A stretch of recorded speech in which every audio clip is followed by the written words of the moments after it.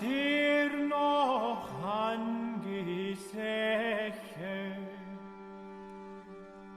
so bist du ihr aller Ehre. Was ist Wundes hier geschäche? Dass ein Magd ein Kind gebar, ihre über aller Engel Schar. Was das nicht ein Wunder gab. This is The New Right, a podcast for the lost arts, reclaiming the literary holy land from the heathen. This is Dan Baltic. And this is Matt Pegas. And I believe this is, correct me if I'm wrong, Matt, but I think episode 60, the big 6-0, where we're almost senior citizens here. But so we've been in business for a while, and we're very happy to have on this week none other than one of the kings of Frog Twitter, the founder of Passage Prize, then Passage Press, author, writer, the man known only as Lomez. Welcome, Matt, Lomez. Dan. Yeah, thanks so much for having me. I must, in all due humility, reject the label of being any kind of king. But I have been on Twitter for a long time, and in this part of Twitter for a long time. So I guess I'm certainly a veteran, at the least. And that's what a veteran of the meme war. Yeah, veteran of the meme war. I've been in the shit, that's for sure. But definitely a kingmaker on Frog Twitter. Yeah. Like you, so Passage Press, Passage Prize. I mean, I will get into it more, obviously, but like what you've done for the scene in helping to organize Passage Prize, that, well, number one, thank you, because that like really galvanized so many of our friends and what have you to start, picking up the pen and writing. Yeah. When, it's so good to know that there's someone out there who will read and appreciate your writing. Yeah, I mean, my own perception of the project I'm doing is a bit more modest. Just that in the sense, how I see it is that I saw all of this energy, this kind of scattered energy that already existed. So you use the word maker, like, but I don't really feel like I'm producing any of this energy or even maybe catalyzing it in some small way, but really it's just I'm aggregating it into one page and into one place. So it's more just there was all this scattered energy, there was all this scattered talent, sort of operating outside of the regime, cathedral, call it whatever you want, mainstream publishing, our guys, quote unquote, who were doing writing, who were obviously interested in literature, but it because it lacked a certain amount of focus, it was often hard to find. It was hard to identify what was worth your time and what wasn't. And I found myself constantly, as I would tweet about this stuff, I was tweeting a lot about, a need for some kind of emergent sort of culture for our side and some place, some sandbox where that could happen. And people would send me stuff. Oh, I've been working on this or I've been working on that. And I would just sort of retweet it and found myself just retweeting people's stuff all the time. And I thought, well, this is okay, but maybe we can make this a little more efficient. Yeah. And rather than me just randomly retweeting stuff that's sent to me, I can, put out the call and use a bit of money to bait people in to sending their best stuff. And maybe even get some new people who were previously on the sidelines to send in their writing. And then I thought, well, if I'm doing writing, why not throw art in there and some poetry, and let's do fiction and nonfiction alike. And so that was sort of the genesis of the Passage Prize. So again, just to recapitulate that point, it wasn't so much creating this scene in any way. I really don't think that I did that. but it was just collecting a lot of this energy that was laying around and using other people with more clout than me, people like Curtis Yarvin, Zero HP Lovecraft, even BAP, was very helpful and, promoting this stuff, who then, and served as judges on that first contest, who lended this project some credibility and legitimacy so that people felt comfortable giving me their stuff. And then my duty was merely just to put it all together in one place and then get it out to folks. So that's really how I see my role in this whole thing. Yeah, no, I mean, it just really has like catalyzed, I know you resist the label of kingmaker or what have you, but I think Passage Prize was kind of a spark, and now you have so many people writing, so many, like a good example, I think, is the flash fiction anthology. I know you have been in discussion with Woland about how that might proceed with Passage. That being said, I'm in the group chat, and so like just for people who don't know, this is an anthology that an Anon Woland is putting together for flash fiction, and so there's like 30, 40 people in this group, everyone like sharing new stories they're writing every day. And it's like, I guarantee you, these are people who, prior to the last 2 years or so, probably were not writing stories every day. Yeah. And it's just great to see that kind of like creative energy unleashed in people who otherwise would be like, you know what, no one's going to care what I have to say. No one's going to, because this NPR tote bag crowd, they're going to, say like, this is weird, this is racist, this is whatever. But like, no, now like they're writing for someone. So yeah, good stuff. Yeah, and it's really exciting to me too, because I love literature. I always love novels and short stories, and I think like a lot of people, where's the cutoff point? Who knows? That's a matter of historical debate, and maybe it was just this kind of slow burn. But there's a point somewhere in the last 20 years where the institution of mainstream literature just kind of fell apart. I think it was in the late 90s that Philip Roth, maybe it was John Updike, one of the two, said, the novel's dead. It's over. Yeah. The time in the novel's over. And, maybe they knew something we didn't. But it seems like somewhere in around 2010, the book industry decided that whether it was Updike or Roth was right. And it wasn't just that the novel was dead. It was time to finally put the nail in the coffin and bury it forever. And, what you saw, what we've seen since, at least so far as I can tell, and not that I've read every novel that's come out over that period of time, but it's sort of very homogenistic in its style and tone, and very boring, frankly. And in any case, designed to appeal to a very narrow audience of geriatric or near geriatric or spiritually geriatric women. Okay, fine. They can read, but they're not the only people who want to read or who can be inspired and edified by good literature. And so what that has left behind is a whole audience of readers and writers who have nowhere to turn because that industry has abandoned them. So that's kind of where I think we come in. The hope is that we can reignite this world of writing and literature for a new generation of people who are looking for some kind of sustenance and re-enchantment, and find that in writing. Yeah, absolutely. I mean, one thing that's kind of a perennial topic in this kind of space, whether it's talking about Passage Publishing or just our podcast, New Right, which obviously has a similar mission. I think in our debut episode we talk about something similar to what you just described in terms of seeing kind of a more scattered literary energy and wanting to be a part of kind of bringing it together.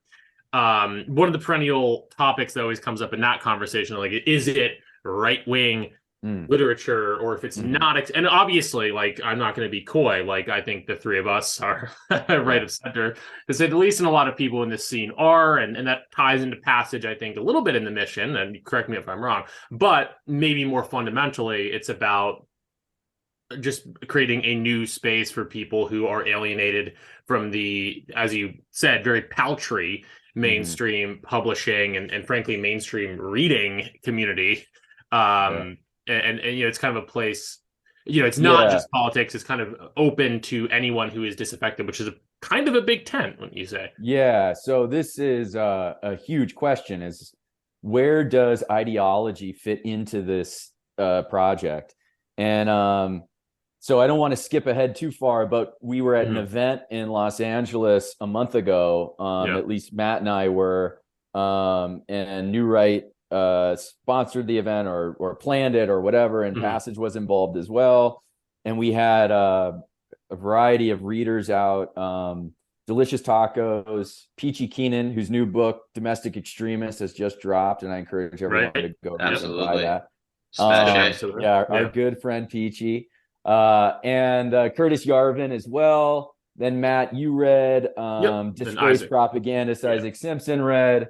I said a few things, and so you see on this stage a pretty disparate group of people.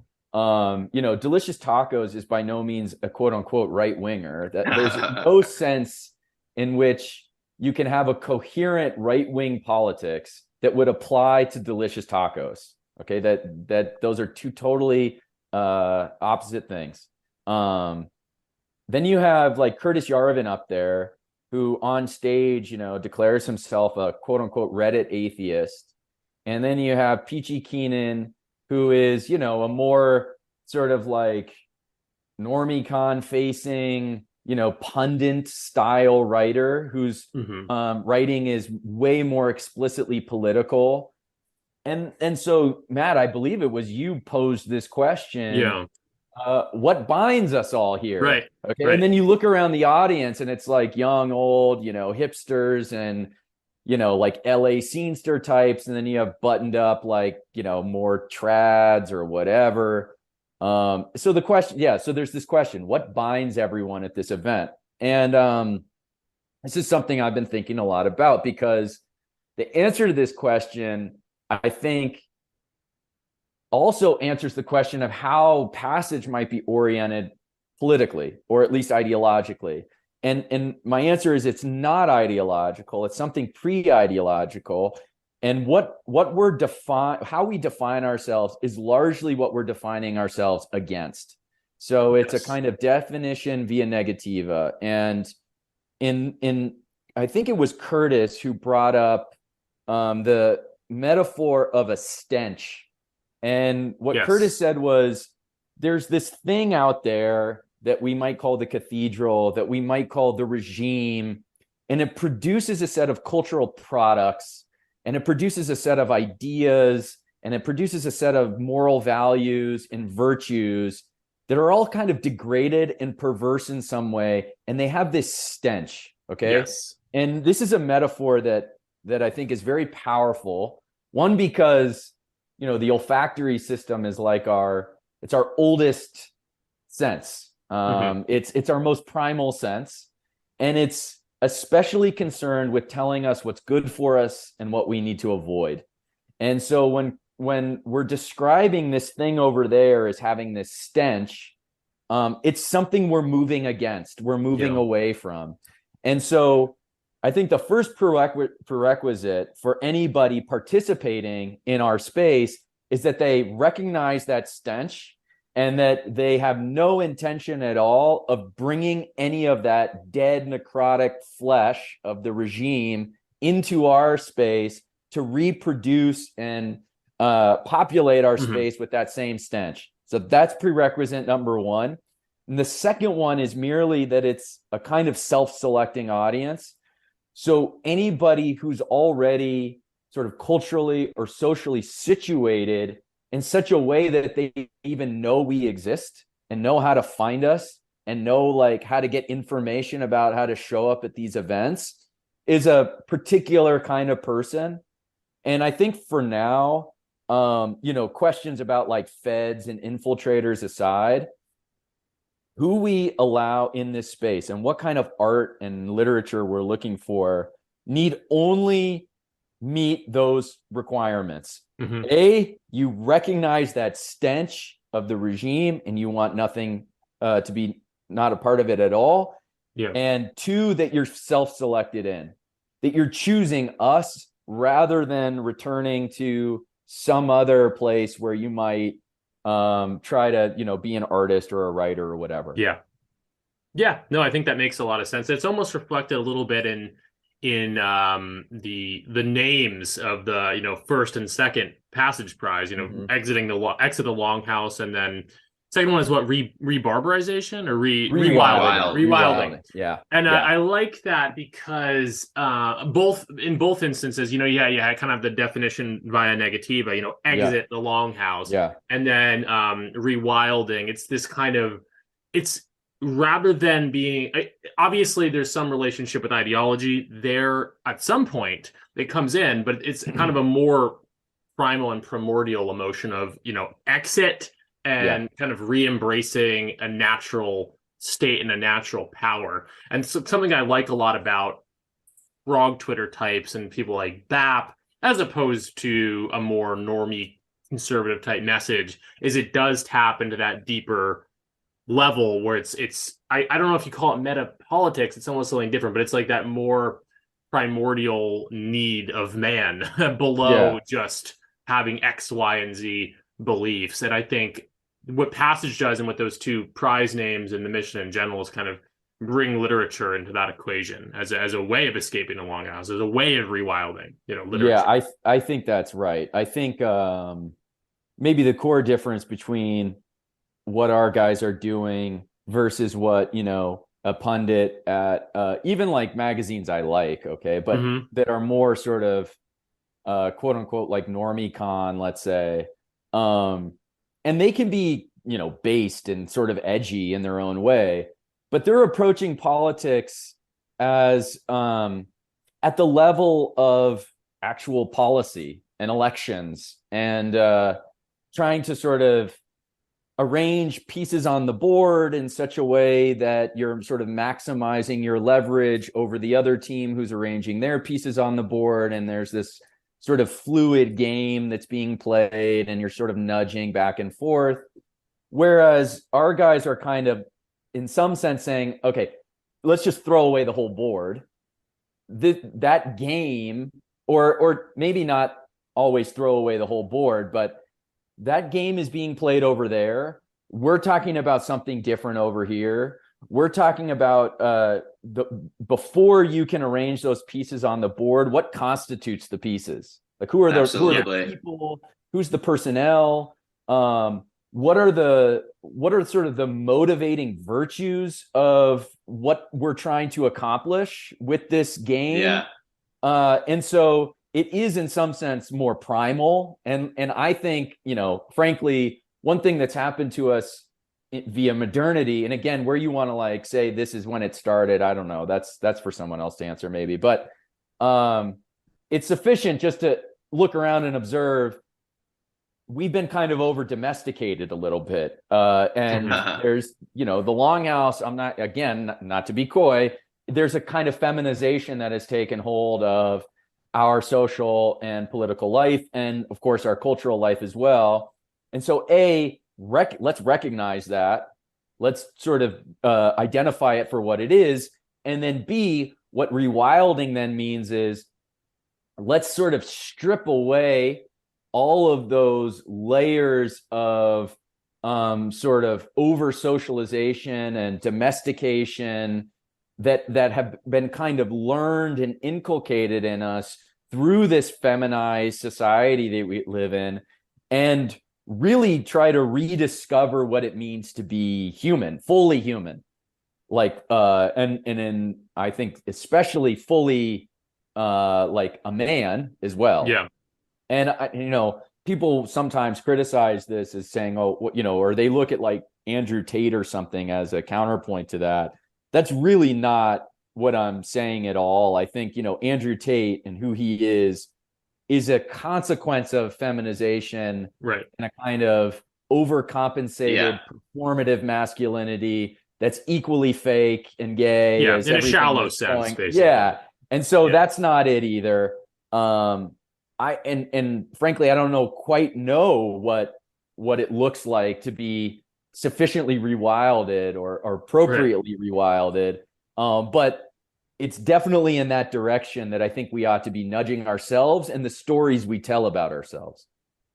Would you say that we are experiencing a moment of, I think, true good fortune, which, is really, not what people often say in our sphere. But I think the fact that the mainstream artistic industry is so necrotic, so dead, they've left the table to us, basically. Because if you're a true artist, you want to write things that are, uncensored, unencumbered. You want to be in an atmosphere where you can create, where you can be free. And, it's the fact that there's so much censorship and all the stuff we know that exists in the mainstream. I think it's excellent that we're doing this right now, but also like it would be insane if we did not, because suddenly we have this we're the only ones who can provide an atmosphere and a scene, as it were, whatever you want to call it, where you can actually create. And so as we were talking a little bit before we started recording, this leads to people who are in the scene who are, maybe not down with the politics necessarily, but I don't know, where do you stand on that? That I think that can be okay in certain respects in terms of building momentum. I'm a bit of two minds about this. So I agree. In my more hopeful moments, I'm white-pilled in precisely the way that you described, which is we've been left with this incredible opportunity. This area of cultural terrain has been vacated by the enemy, and we've just kind of stumbled onto this incredible outpost, this high ground where there's nobody here, and we can set up a fort here, that can last a long time. And moreover, for any like artist, we're in the mode of sort of radically generative art is like what we need, something new, something that really like breaks us out of this kind of malaise that we're in.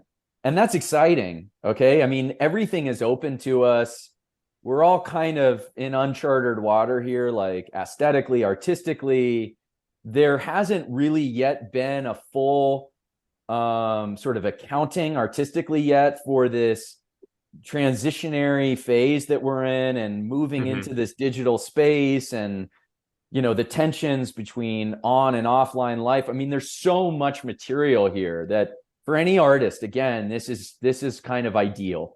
On the other hand, you would like to be in a position where there's a broader kind of social atmosphere and social conditions that are prepared to onboard this art and,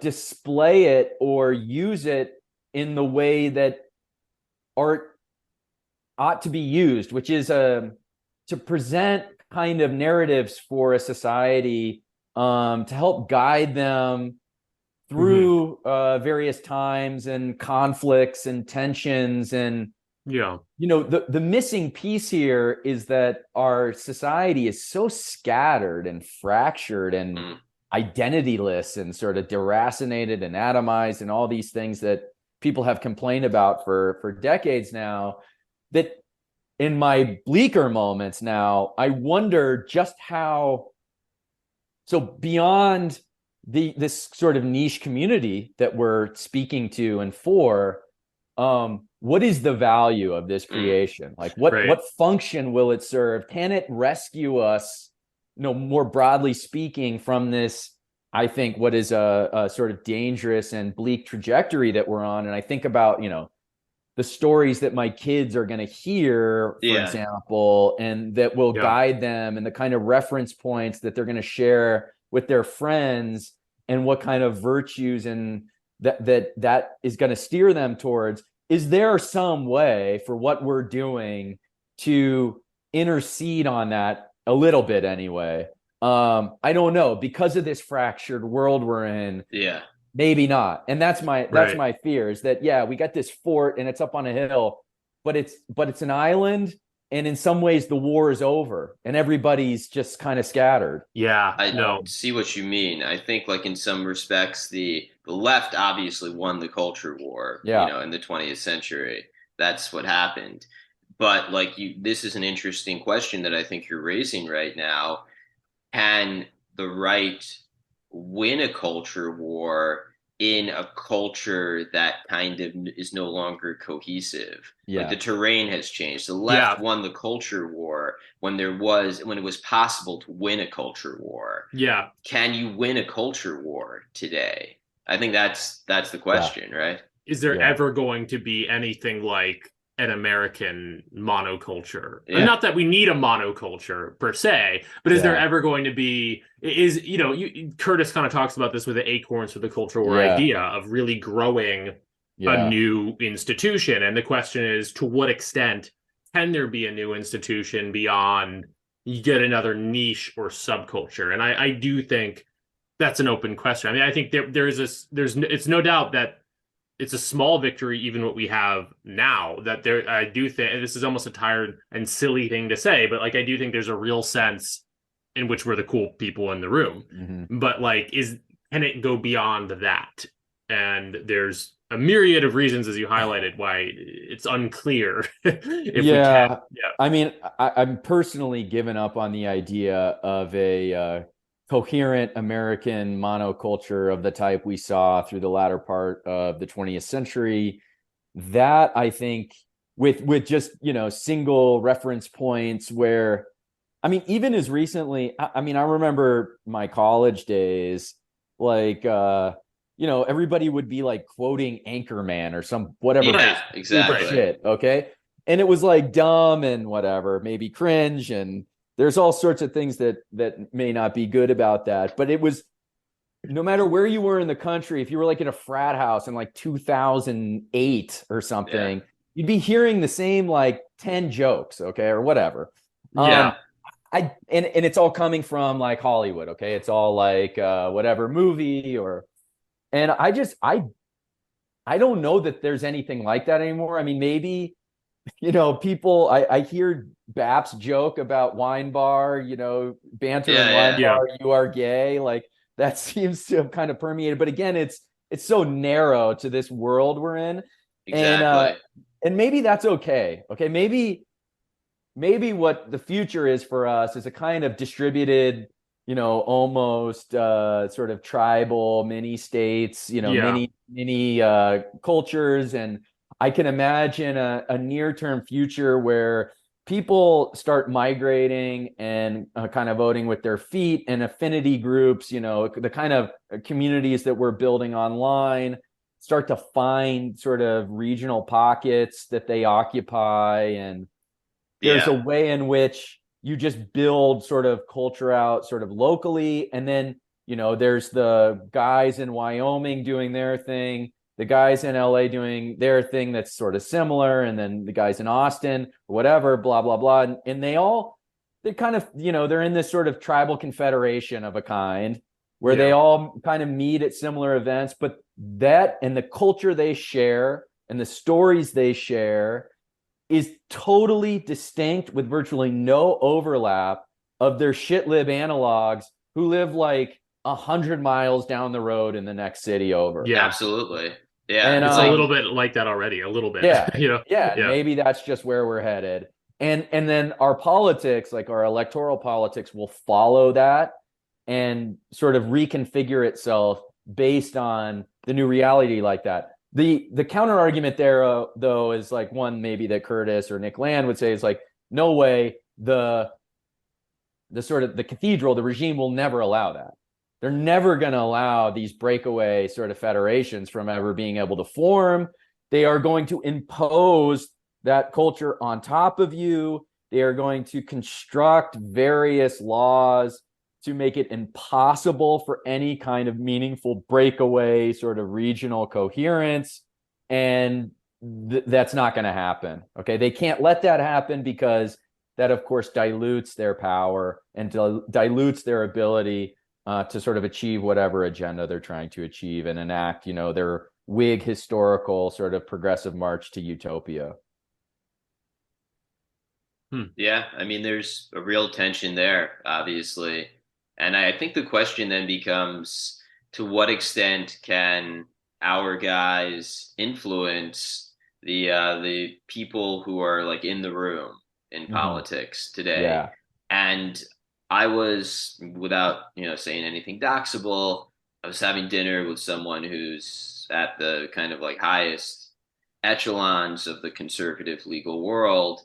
And he confided to me, like, we're all like you. We all think the same things. Right. We just don't say them.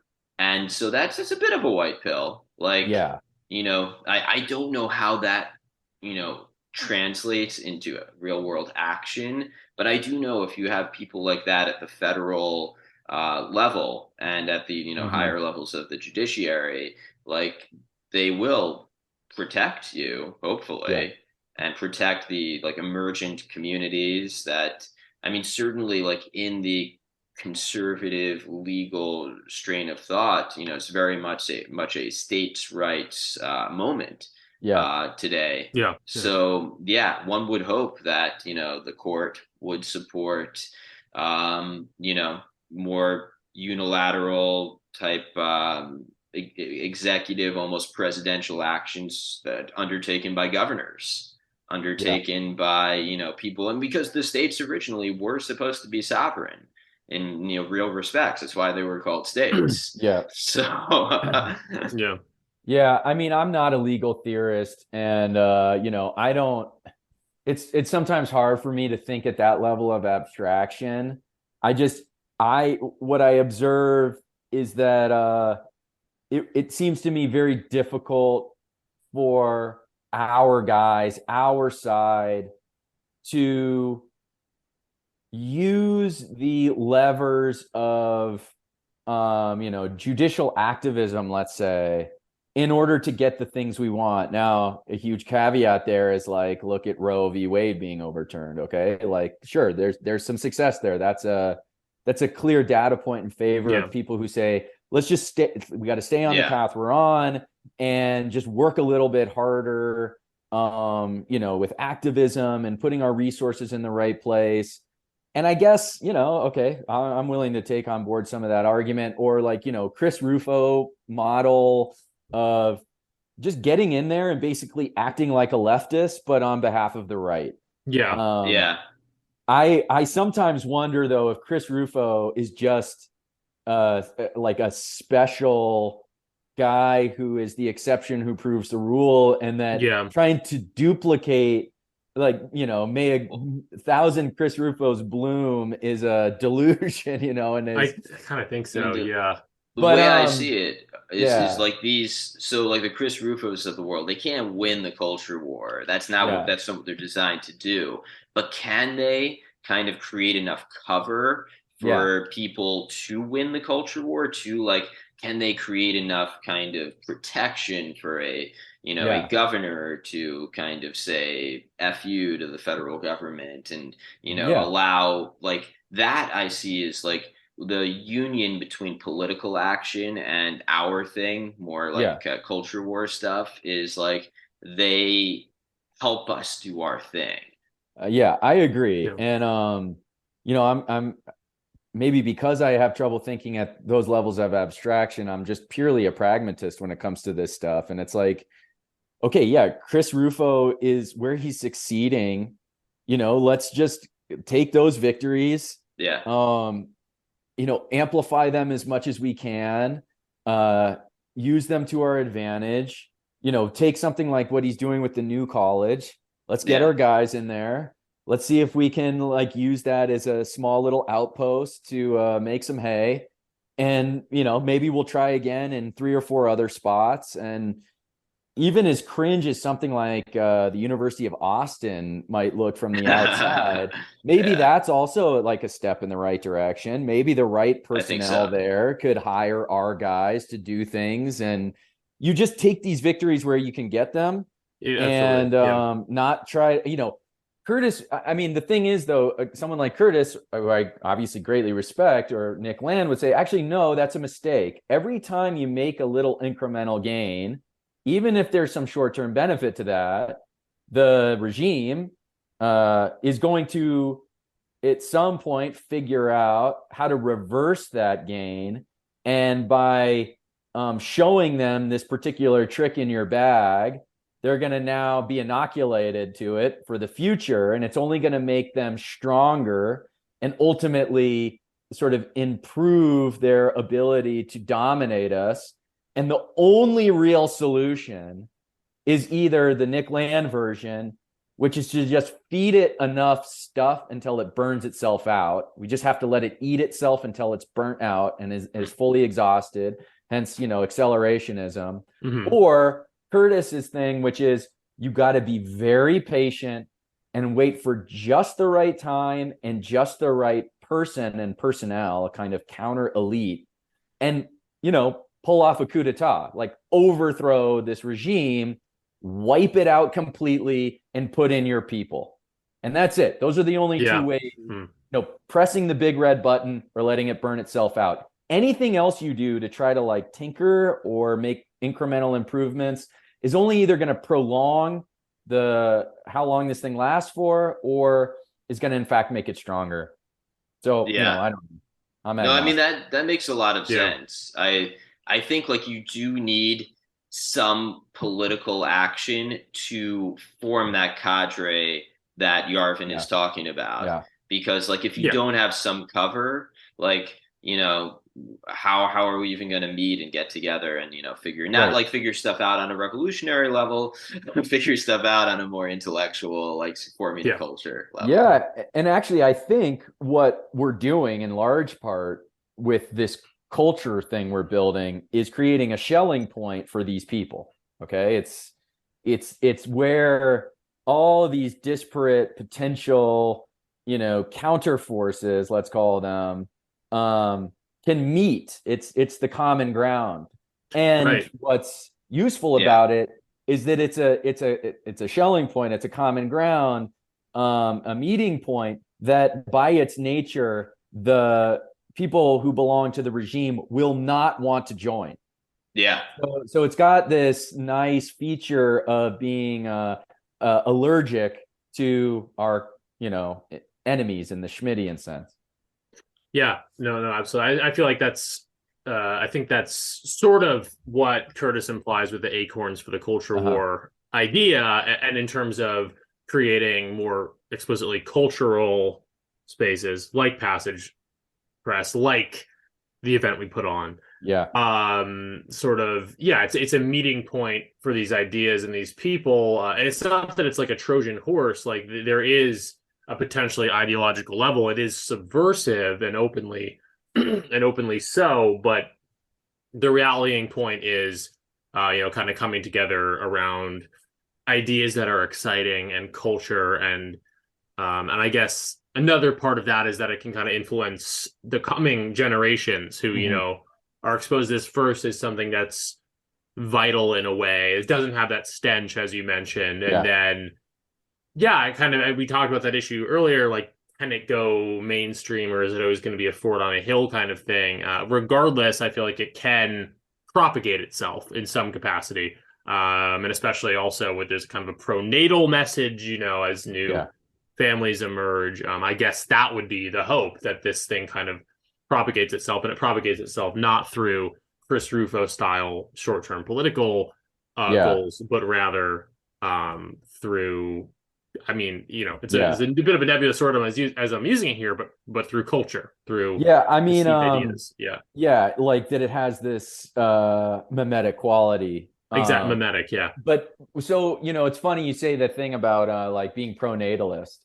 I think that's true. Okay, I think ultimately the grand scheme of things, it will maybe the narratives will sort of promote a pro-natalist message, but not because the writers are necessarily explicitly writing pro-natalist stories. What I think instead, except for Peachy, I guess, but she's a part like of it. Piece of the so puzzle. that's one node in this thing. but what you'd hope is that this collection of people and the various perspectives that they bring to bear on this project, the foundational sort of virtue of the art, the sort of the North Star of any cultural product that comes out of this, in my mind, is that it's truth telling. Okay, so it looks at the world as it is, not how we prefer it ought to be, and it's a reflection of that world as it is. And I don't mean to say that this is strictly like a scientific materialist kind of view of what truth is. Truth is more expansive than that. There's a kind of truth in beauty and aesthetics, and there's a kind of more, it's not, I'm not a relativist. Okay. So there are things that are true beyond just what is scientifically true. And what I'd hope all of our writers, artists do is that they are in their own way telling the truth about the world. They're reflecting something true about the world and our spiritual experience in the world. And through that kind of stark and unapologetic truth telling, which is totally at odds with the cathedral, okay? Totally at odds with the regime who wants to dress up the world in all sorts of sort of costumes and delusions. It will promote precisely the kinds of things that I think are conducive to right-wing politics. That's why I'm a right-winger, because I think it reflects truth, okay? If I didn't think that, I wouldn't be a right-winger. But I'm not starting from the premise that I'm a right-winger. I'm starting from the premise that I want the art to reflect something true about the world. And I think that's how our artists and writers ought to be thinking about their own work. No, absolutely. And it's an interesting, very, very interesting way of looking at it. And I don't know what the appropriate historical metaphor is, but there are these moments in history where there's this kind of, this is a little bit reductive, but there's like a back to nature kind of mentality. I think you got a very bastardized version of that. Maybe it initially wasn't actually that bastardized, but it quickly became, I don't know, subsumed by the cathedral, with the 60s and hippies and everything. I'm not that pro that, but there's that element. Obviously, and obviously another historical analogy is like the Volkish movement in Germany, not endorsing everywhere that went, but nevertheless. Or even look at earlier in America, the sort of naturalists like Jack London or definitely, or Frank Norris. A couple of these guys became commies or whatever. Fine, but that's kind of neither here nor there. I can cope about that all day. I have interesting thoughts on that because I think, listen, I really don't. This may not shock listeners. I don't like communists, but I think that someone like Jack London was a commie because he was so against industrial capitalism. He saw that as, I think he was wrong, but he saw that as the means to get back in touch with something true and more natural. So I think it's part and parcel of that. And I a lot of it was a reaction against industrialism. Anyhow, not even going on all these historical tangents, but it's a big part of where we are now, I think. Speaking of which, I know this is a pre-recorded podcast. We are not live, but I want to let everyone know that Uncle Ted just passed away. Oh, wow, really? No way. Yeah, he just died. Right just now. Press F in chat. Oh, man. That's wild. Okay. 81. I mean, I saw rumors about this like a few months ago. There were some 4chan rumors that he had passed away, but is this official now? Yeah, 81. Okay. He just passed. I don't know what of. I assume just being old. Yeah. Okay. But interesting. Goodness, that's very weirdly apropos to what we were just speaking about. On point. Yeah.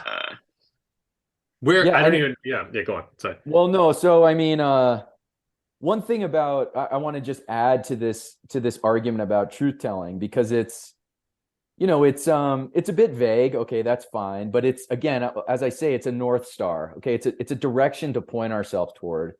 And one thing that's important about this is that as we exit the Longhouse or reapproach the quote unquote wilderness, we're sort of operating in the dark, and what's out ahead is unknown.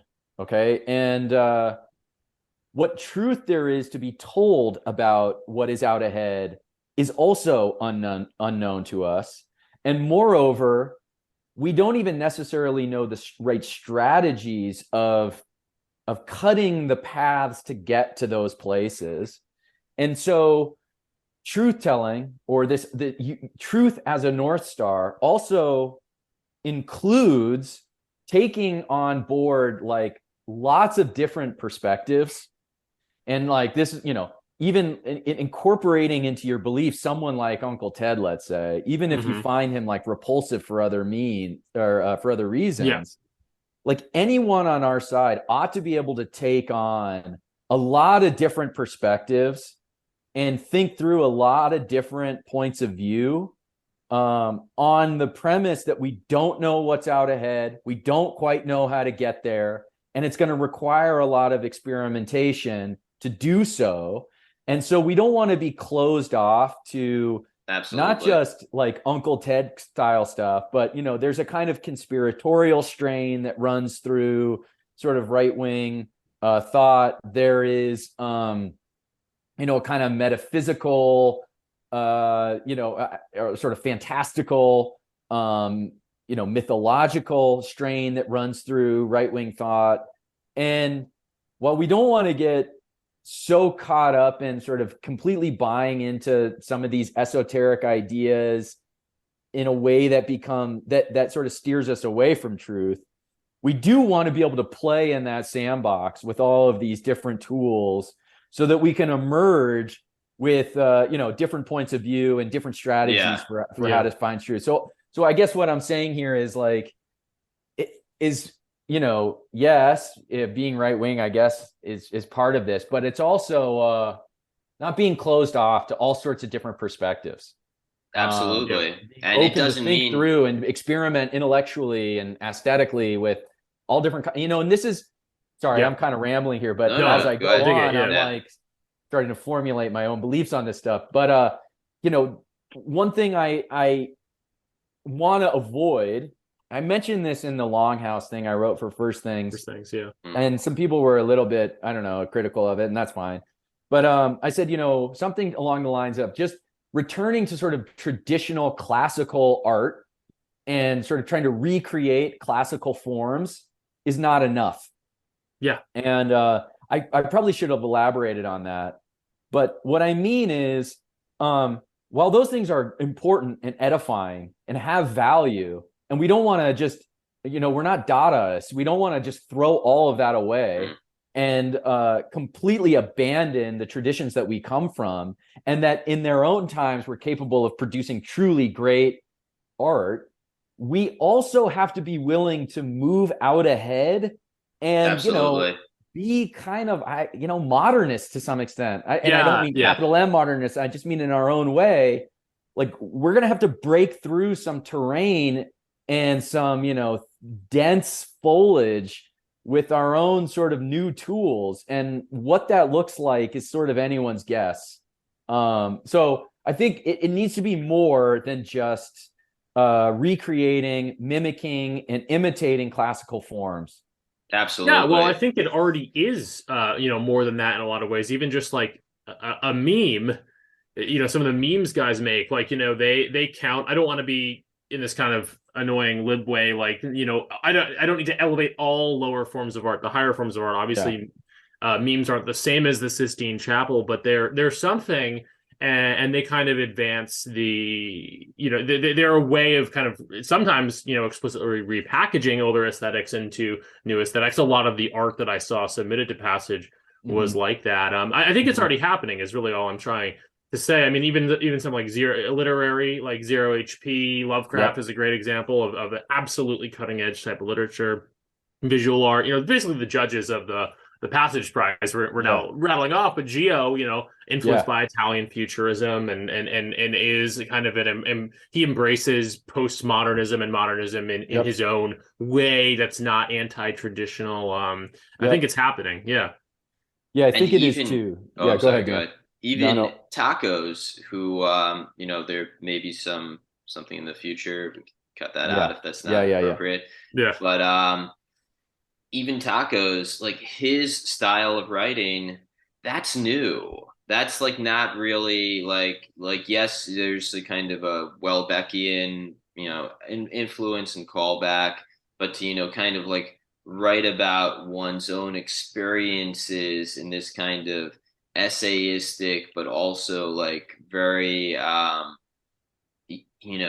honest to the male Yeah. experience, Yeah. a style while also being literary. Like he too is carving out new ground. Yeah.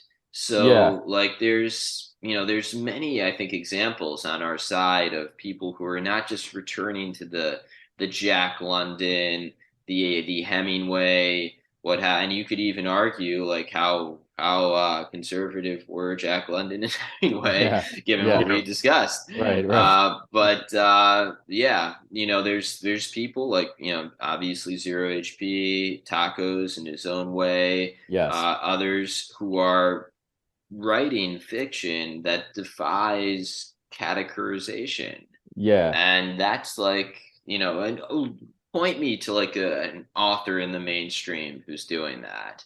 They're not. They're all in their cookie cutter. This is my lived experience novel about being a Vietnamese immigrant Yeah. Yeah. who Yeah. discovered he's gay or Yeah. something like Yeah. that. That's And right.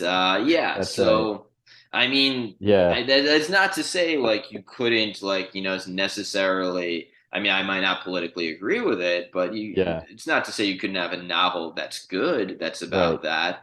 But like the thing is like these are the only novels that they want to Yeah. publish. So it just becomes like how many of these novels are just like the novelists don't even care or believe this stuff. They're just like, oh, I gotta find a guy who's a gay immigrant and write about Yeah. him. Yeah. I mean, And I can tell you a story. Well, I'll change slightly some of the details maybe, but Yeah. I know of a novel. So, maybe they'll let you get away with like two of those things, but you're not going to get away with like all five, okay? Where you're like a straight white guy writing like, just sort of naked realism about the world as it is in front of you without, yeah, the smells and grandma's, kitchen and the cinnamon sticks or whatever bullshit. But so this guy had a novel, and there's this kind of side story about some refugees. And anyway, the manuscript's completed, and he's a good writer, but he's checking too many of these boxes that make him a little bit yeah. antithetical to what the regime wants us to hear. And so they made him rewrite the ending of the novel to make it anti-Trump so that the refugees, and now I can't remember whether it's either that they like suffer some kind of like tragic fate because of the callousness of like Republicans and whatever like town this is, or if it's like this triumphant escape that they managed to Yeah. using their immigrant wiles and their They're they're outsmart the slumdog native, the smarts. native Oh, mob who's coming with their pitchforks to like kill them because they're refugees or whatever. But in any case, the publisher made him rewrite the final chapter to incorporate some kind of like strictly political element that was relevant to when he was writing this at during Trump's presidency.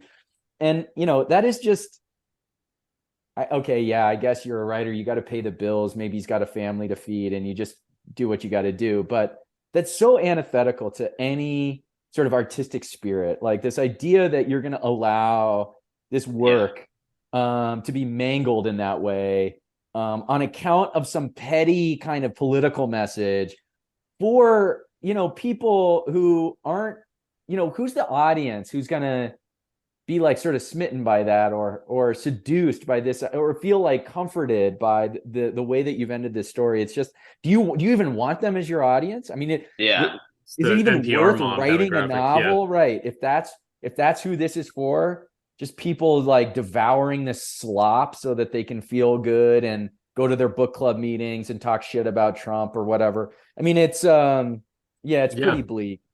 I mean, crucially, I think none of us would advise a writer to do that. No. Like, even if like the end is like something, and I'm just like, I hate this politically, this is whatever. But if it's like what the artist honestly like wants to write, I Yeah. say like, yeah, that's your story, and I might not like it, but Yeah. I mean, the that's only question I'd ask in that case, again, it's getting back to this question of truth. Like, does this pass the test of verisimilitude? exactly. When I read this, am I reading some obvious fantasy or construction that's meant to sort of placate the moral misgivings of the audience or the writer himself? And if that's the case, then no, it doesn't pass the sniff test. It doesn't pass the truth test. So I'm not publishing it. If it does, and it happened, but again, this is where it's sort of convenient. But I would say, like, if it's true, then it's politically, it's definitionally then going to be aligned with my politics, because my politics are at least an attempt to map what's true onto my political preferences. Okay, so that's maybe the trick that I'm telling myself to get around these questions, but there it is. No, completely. I agree. I mean, I think this is a bit of an aside, but I mean, I think that's why some people like Camille Paglia are so popular on Frog Twitter, is because they pass the sniff test despite not being necessarily aligned politically. I completely, resonate with what you're saying. The goal is to understand, to actually understand what these human dynamics are. I think I might be frozen up. Can you guys hear me? No, I can hear you fine. Yeah. Okay, good. Yeah, the video froze, but the audio is still going. And yeah, just I guess the other comment on what you're talking about is, I sometimes worry that I'm like being I'm exaggerating, like, how bad the so-called cathedral is. But whenever I hear stories like that from the publishing world, I realize that if anything, it's as bad, it's worse than what you think. The kind of censorship. It's worse. I mean, I've been in it for the last 10 years, in various ways. And I can tell you that whatever you think of the beliefs and sort of cultural agenda of the people who are sort of writing the script for the left, that's how you might think of the cathedral. They're the ones putting the play on. They're the script writers. It's worse than you can imagine. Like they're already, what you see in front of you, like what comes across your screen on Twitter, is the stuff that they wrote a month ago. The stuff that they're writing now is worse than that. Okay, they're still moving in that direction, and it's another two notches further off than where you are now is what they're working on. Yeah. I mean, I think there's obviously, as we talk about, there's some signs for hope sort of in the culture where there's this reaction, but then I think there's other things that, as you said, it just gets worse and worse every month. And I think what's happening at the highest level gets worse and worse. So the reaction, though, I don't know. I mean, it'd be interesting to figure out a way to tell, but what the reaction is, though, is just this deeper fracturing. It's not actually like taking those people where they are in the positions they are and like changing their mind. And they're saying, well, they, looks like people were really upset about this Bud Light thing. So now at my marketing job, I'm going to be less crazy about trans stuff. It's not really that. I mean, there's a kind of, right after that thing, there was that beer ad. I don't know what beer it was. Was it? It was some like kind of like attempt to grift on top of it. It was like the woman who's like, American beer is actually about women, and they used to make us dress up in bikinis, but we're girl bosses, and we've always been girl bosses.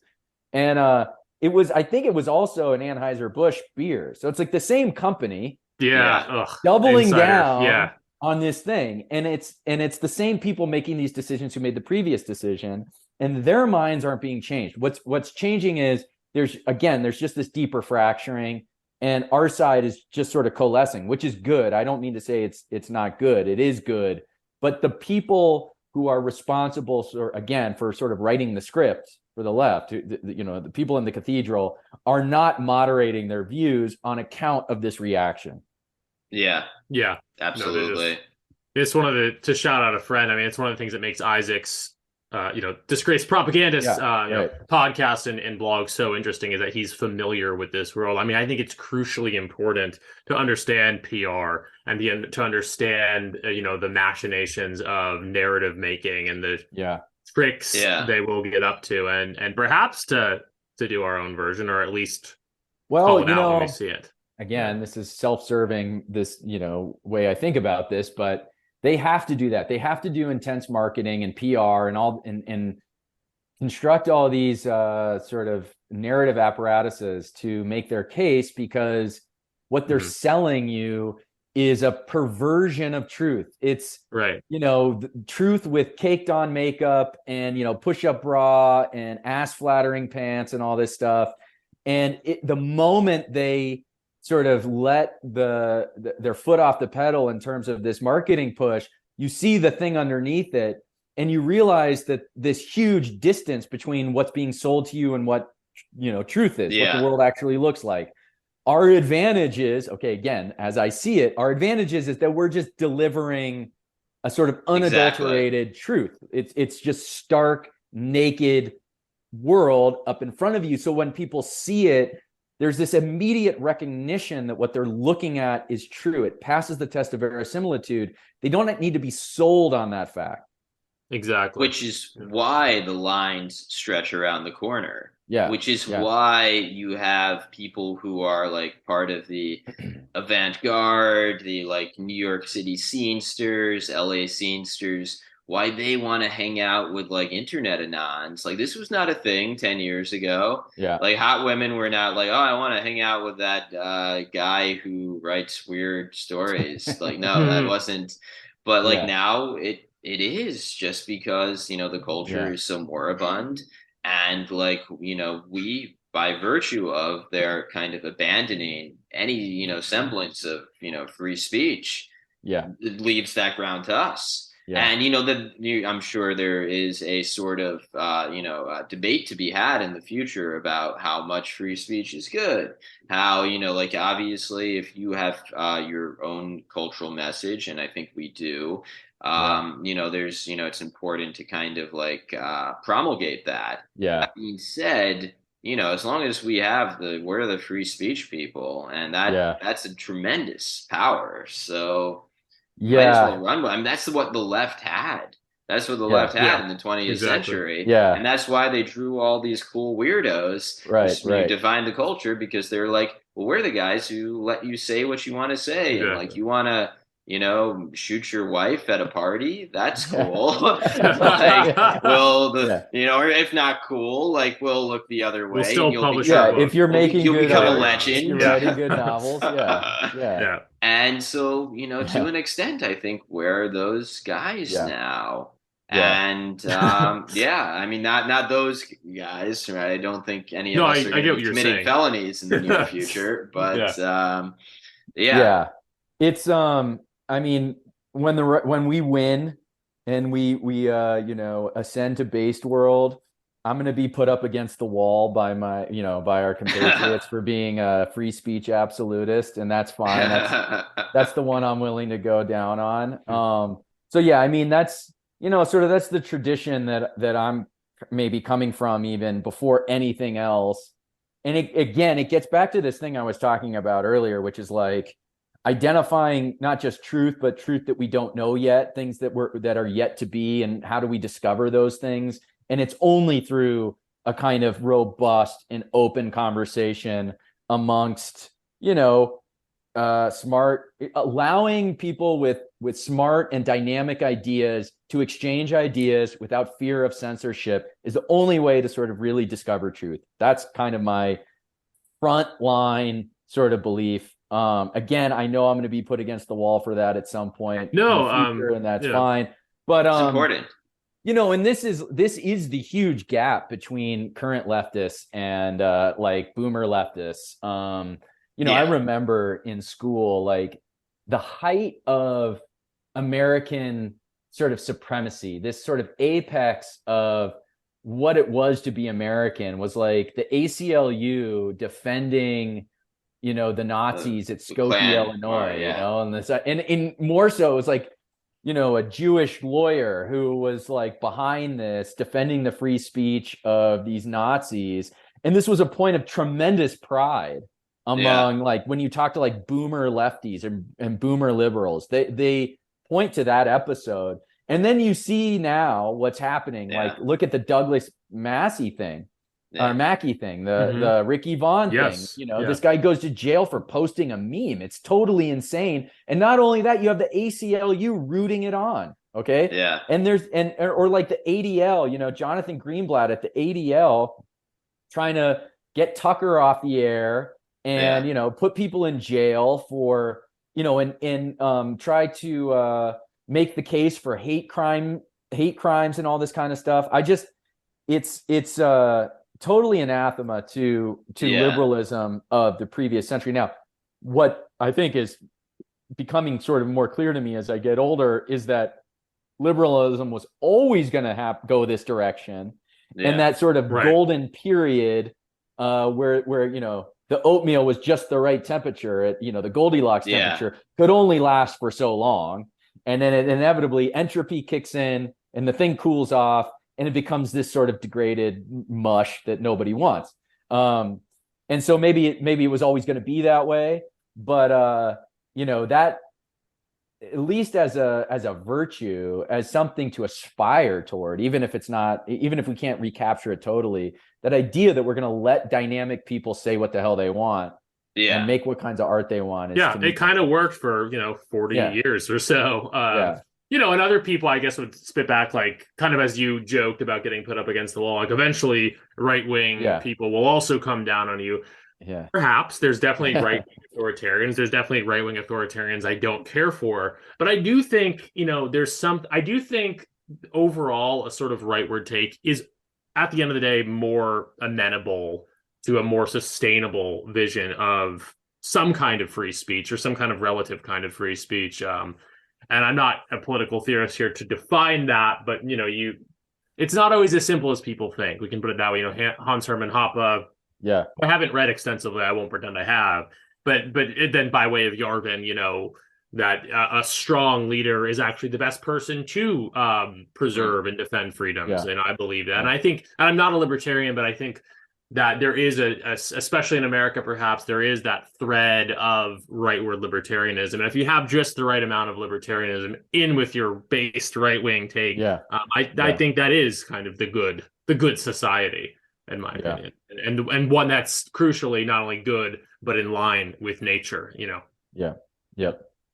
And because it's in line with nature, that is kind of the place where free speech, the free speech that we want, the free speech that is actually like good art, that's the type of speech that a right-wing regime would protect. Because like it is like I think one thing that binds all of this literature, as you discuss, is its level of commitment to a certain cultural, philosophical, and biological honesty.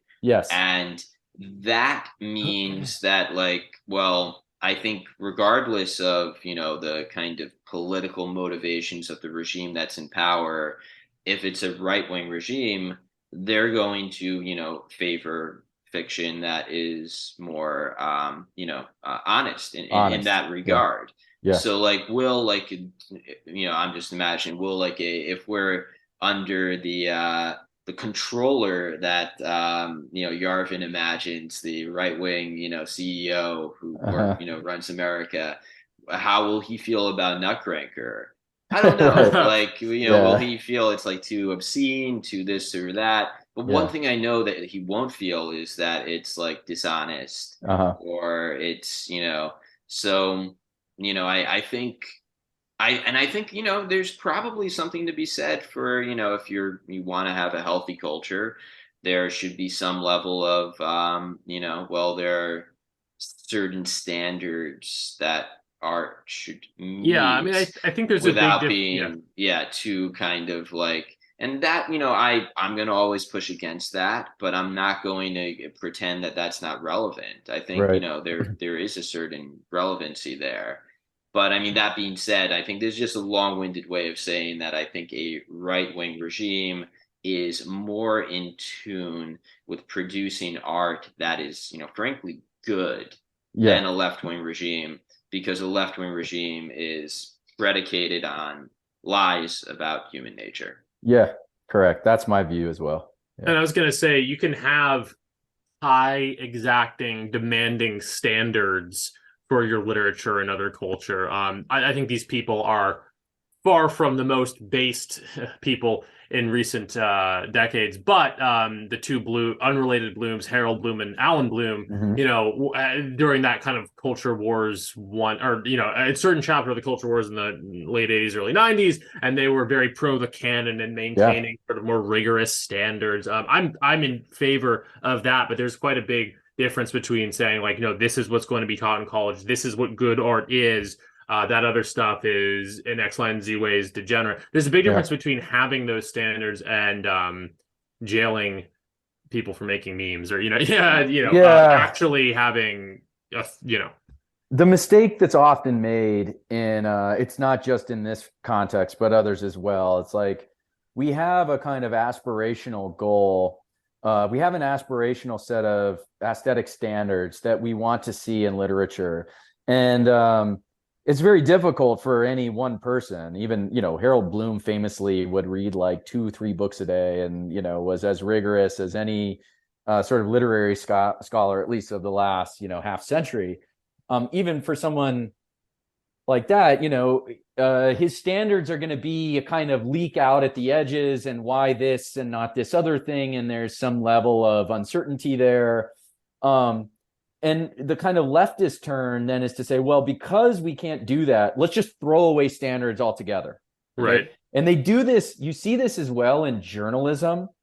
I can't remember the guy's name, but there, Rosen, maybe, a guy at Columbia Journalism. He's a professor there, heads the department, and that's a big deal. Columbia Journalism is sort of the, premier grad school for journalism. And his idea was that there's this illusion of objectivity. And because journalists and newscasters, for example, can't be objective ever in their reporting, they have their private beliefs, and those private beliefs are going to color the way that they present news. They therefore ought to completely eschew the entire idea of objectivity, even as an aspirational goal of journalism.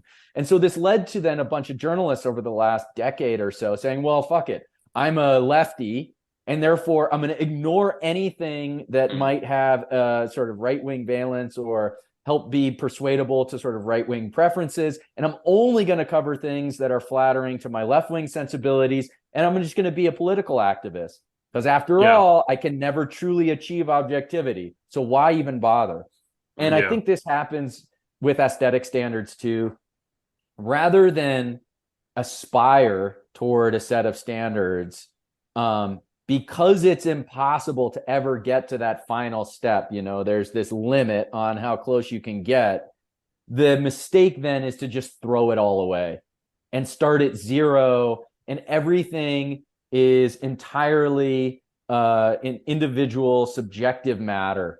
And that's where a lot of these, not just standards, but the entire concept of standards, the entire concept of having, true and non-relativistic aesthetic hierarchies just completely falls apart.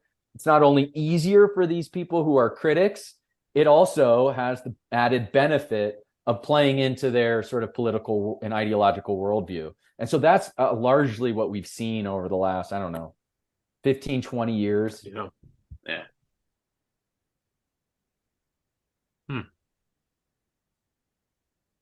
It's interesting. Another thing I wanted to kind of remember, we've talked about it a little bit, but I want to bring it more explicitly is something you touch on in your First Things article about the Longhouse, the kind of the significance of men and boys sort of dropping out, the lower rates of higher education, not getting the jobs. Peachy's book kind of highlights something similar. It's part and parcel of the broader Longhouse idea of the feminization of things, and the future being female in a not necessarily a great way. And well, I'm kind of interested. I'm interested in what the significance of that is to people like us. I view like a lot of the potential audience of a podcast like New Right, or readers of Passage publications are, I think, obviously heavily male skewing, but even in terms of like younger people who may find us, I mean, I think there's a real sort of opportunity for, I think, I can understand why young men aren't going to college for any number of reasons in terms of, it's a bad investment perhaps, and like what the things are going to be taught there, but like, so I don't want to like oversell our corner of the internet, but it could almost be like an alternative. I mean, do you view it that way? I guess I'll put it that way, as almost like an alternative way of, you're not gonna get an English degree, but you can learn everything about Western literature through this. I mean, I have friends whose kids are like college age, and I field questions like this a lot. Like, what do you think, I should do with my kids? Should I send them to school? And if so, where? And all this kind of stuff. Actually, I don't have really good answers for that because it's hard. I think there are, in individual cases, there are practical concerns that supersede like larger moral or sort of ideological concerns. And sometimes we just gotta, eat the gruel that we're fed, and, just to survive to the next day. Go on.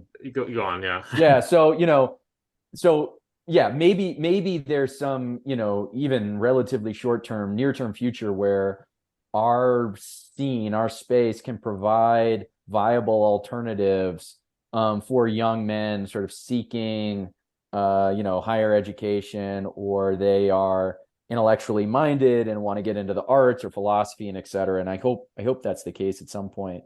But just to return to sort of the broader question about the Longhouse, okay, so the argument there stems from just this intuitive sense that there's something wrong, there's something broken about the society we're in, and I think most people have a similar kind of intuition. We used the metaphor earlier that there's this kind of smell. Okay. Yeah. And but so beyond that, what might be wrong with what's going on? And this idea of the Longhouse initially comes from BAP. So I did not invent this metaphor. There's a whole sort of section of BAP book where the Longhouse is a jumping off point. And First Things had asked me to write something on them, and I happened to be flipping through BAP's book, and BAP's book just has a way of kind of getting in your head. At least it does for me. And so this Longhouse idea, really, for whatever reason, I was sitting there one day, I thought, oh man, this is maybe a key that can unlock some of this stuff. And so I just started riffing on BAP's notion of the Longhouse.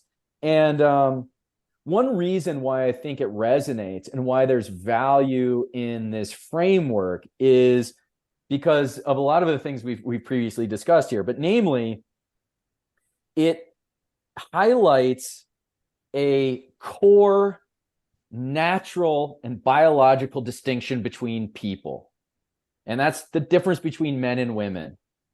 And as the left attempts, and our sort of culture at large, the regime at large, attempts to elide all differences and sort of flatten completely the field of human nature, there's this one thing that is sort of most salient and most easy to understand about human difference, and that's the difference between men and women. And so what the Longhouse metaphor helps us do is identify this starting place, that there are these differences. The most salient of these differences is the difference between men and women. And here, with this metaphor of the Longhouse and the feminization of our society, we can see what the implications are of trying to ignore these differences. And in fact, by ignoring them, you overemphasize the role and particular constitution proclivities of women over men. And there are all sorts of consequences that then stem from that. So the Longhouse metaphor, again, it forces this confrontation with difference, with human biological difference. It draws out implications of those differences and thereby forces us to confront, again, reality, nature as it is, rather than how we prefer it ought to be.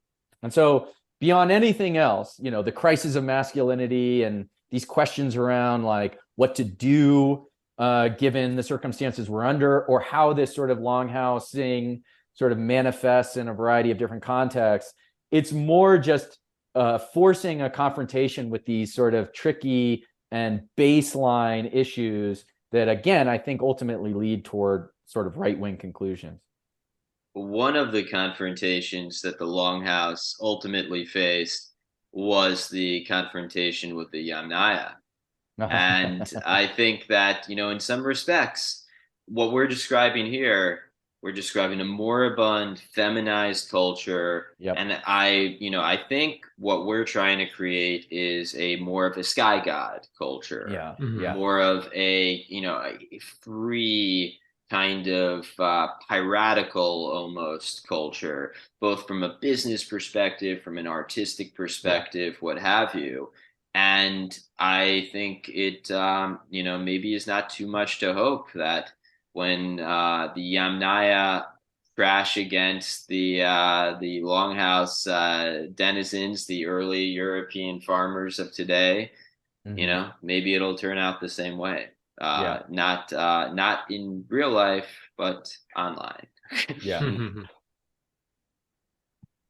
Yeah, I think that just kind of that broader longhouse phenomenon. I think we talked earlier about how Peachy Keenan is sort of a member of this space, but also a bridge to a more normie conservative audience, as we see with her book selling. But one thing we talked about her when she was on this podcast last week is like how the vision in Domestic Extremists she presents of I think she briefly calls it the longhouse. It's not the main word she uses, but she delves very much into that feminization of society and its ill effects in a way that I think is really compelling. And she, even though it is kind of almost a more normie conservative book in some ways, she cites BAP, she cites Camille Paglia. She's very grounded and based literally and figuratively in that sense. Another thing we talked with her about, and another thing actually that you write about in your First Things article, and I think you may have even brought it up earlier in this conversation, is how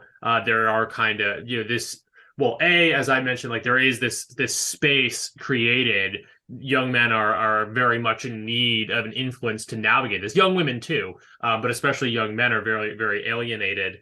And within that, there's room for a Pied Piper. And of course, some of the Pied Pipers we've had, like Andrew Tate, deliver a very shallow and ultimately destructive idea of that. And this kind of brings it back to the broader conversation about, what's hopeful about the future. Can there be a new monoculture? Like what's the future of this fight?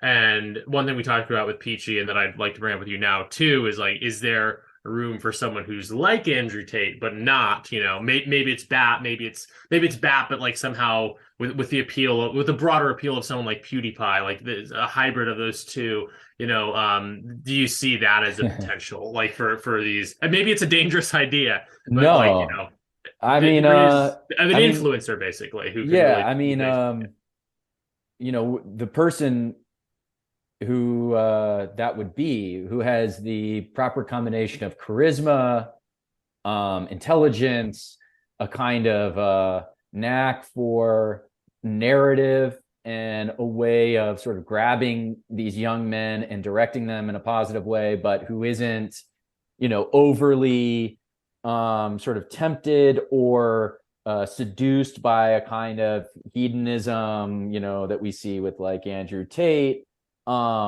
Maybe more sober, more grounded, may have even in their own personal lives constructed a kind of model for these young men to emulate, so that it doesn't need to be sort of constantly articulated, but can just instruction through example.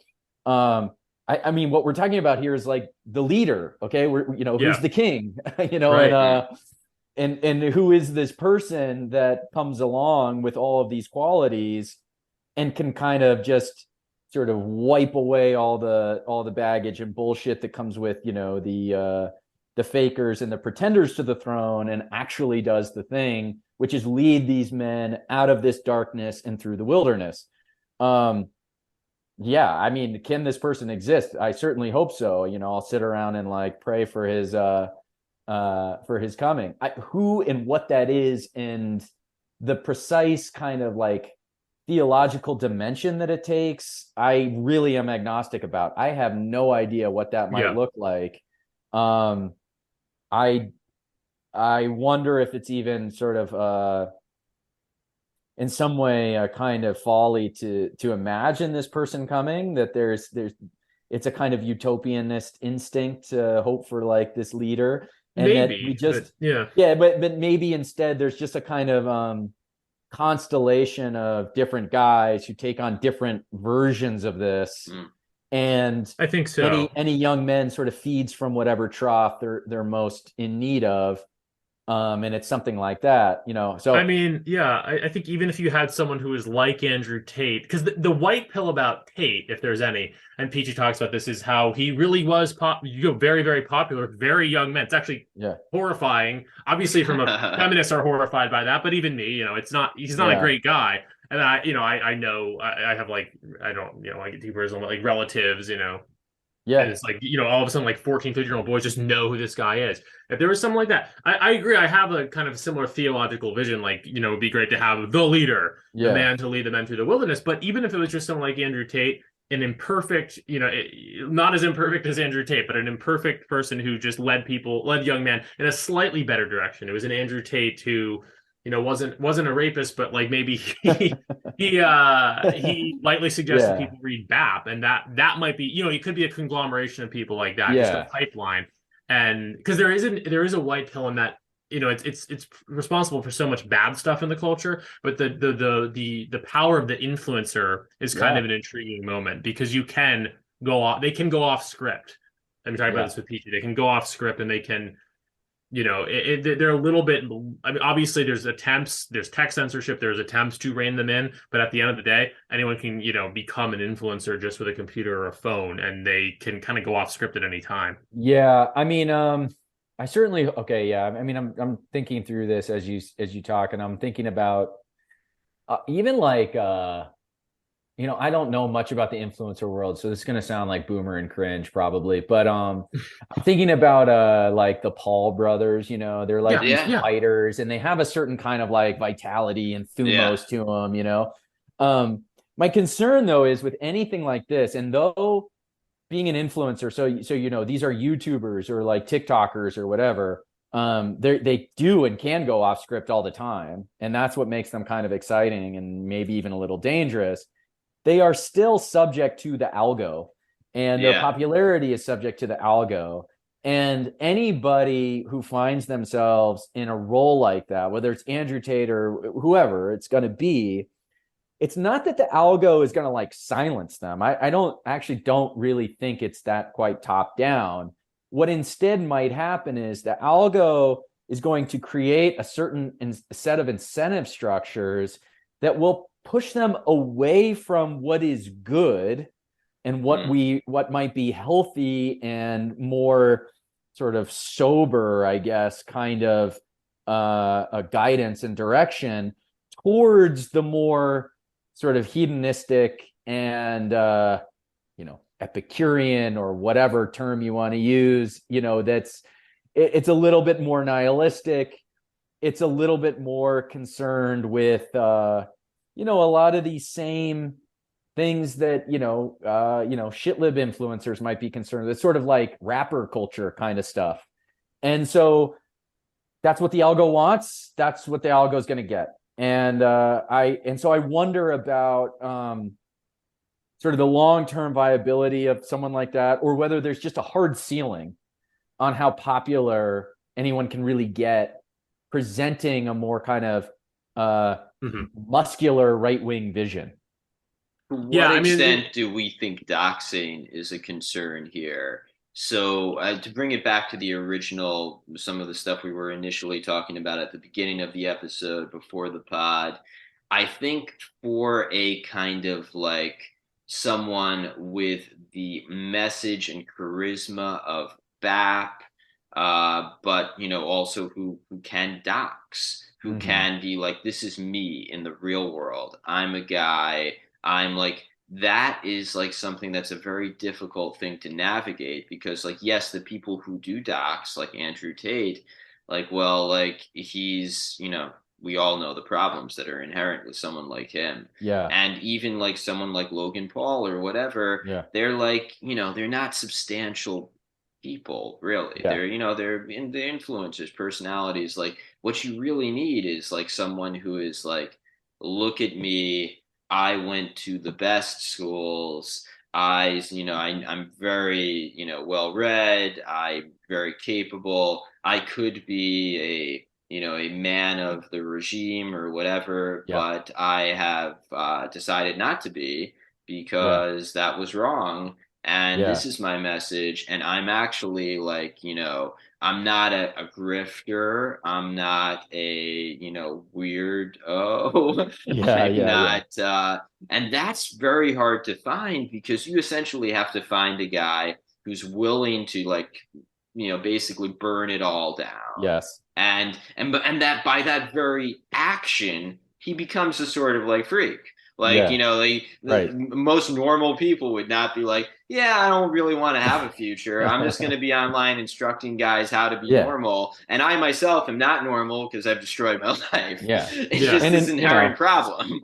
inviting scrutiny on your family and your wife and your kids, and it becomes like a lifelong burden that you have to take on. I mean, the truth is, like, one fascinating thing about going offline to some extent and like meeting people in real life is that a lot of the anons that I'm meeting sort of in some way fit that description.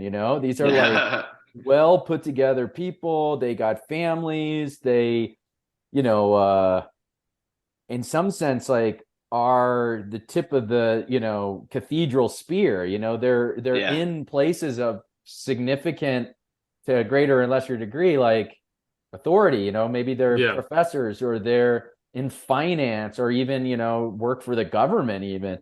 And so these people are out there. I would say the one interesting thing is that at least for this current iteration of people, they found their liberation through being anon.